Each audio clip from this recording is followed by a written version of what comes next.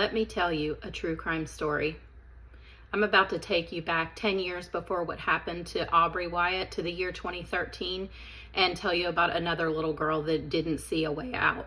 This little girl was almost the same exact age as Aubreigh when she decided that she could no longer bear the pain.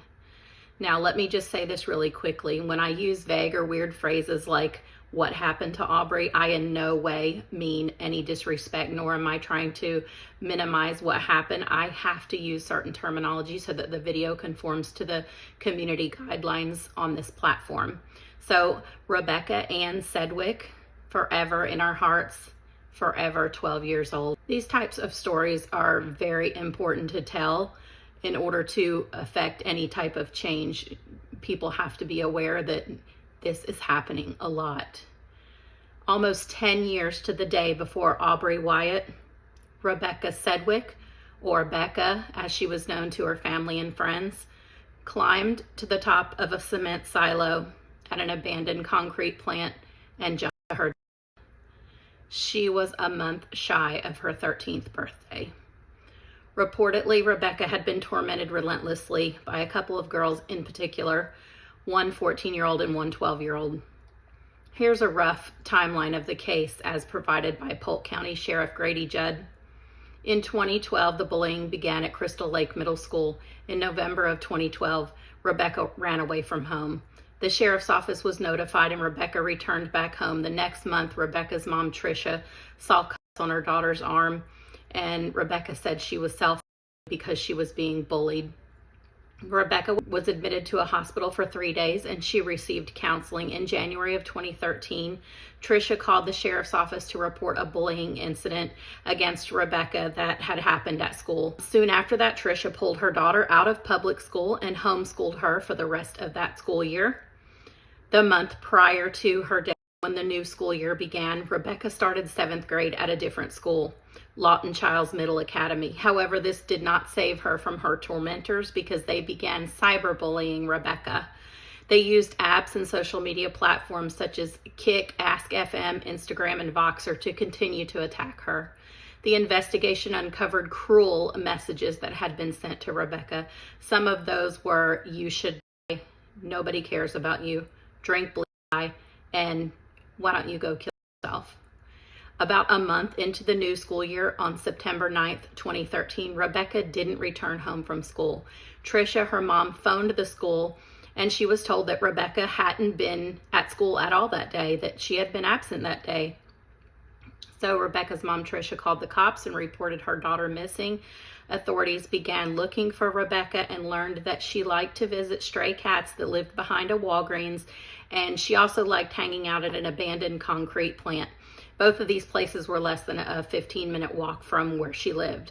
Authorities looked for Rebecca at those locations and discovered her lifeless body on the ground at the bottom of the silos at the abandoned concrete plant. During my research, I discovered that some people believe that Rebecca may have fallen by accident or slipped when she was climbing the tower. But, and there's even one woman online that it's like she's on a mission to prove that Rebecca was. However, the investigation uncovered the following, which in my opinion makes me believe that what Rebecca did was an intentional act by a young girl that saw no light at the end of the tunnel, and she was just trying to get rid of her pain.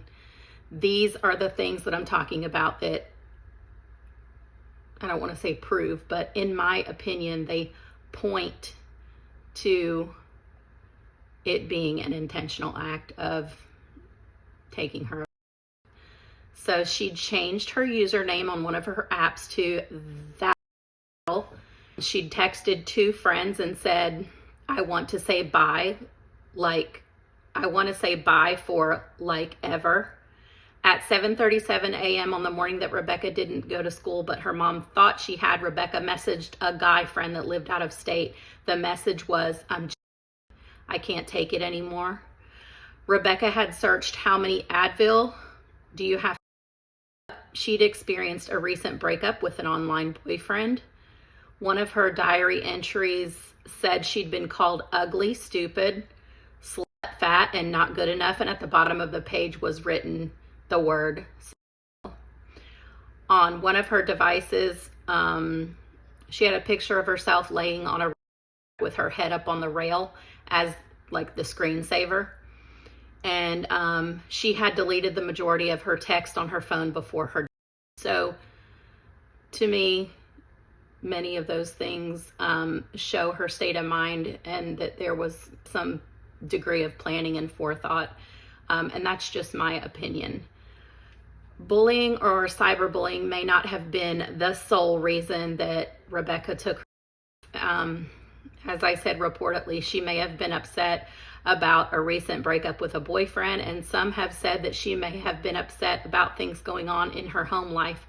We will never know all of the things that burdened young Rebecca. However, it seems that bullying certainly contributed to her decision to take. Please join me next time when I tell you another true crime story. I hope that you and your family are happy, healthy, and together forever. Big hugs to all of you. Bye-bye.